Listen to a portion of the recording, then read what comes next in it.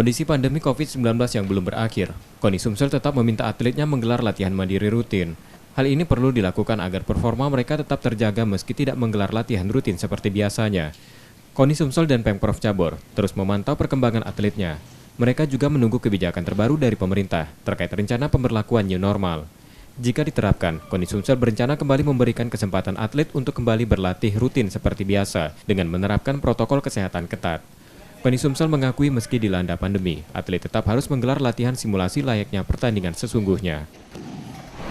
Tetap memantau bagaimana progres dari setiap atlet melakukan latihan.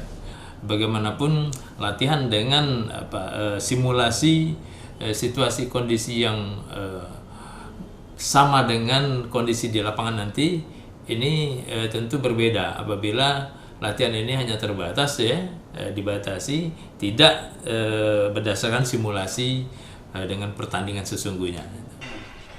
Atlet Sumatera Selatan memiliki waktu persiapan panjang pasca ditundanya pelaksanaan Pekan Olahraga Nasional di Papua hingga tahun 2021 mendatang. Nur Muhammad, Kompas TV, Palembang.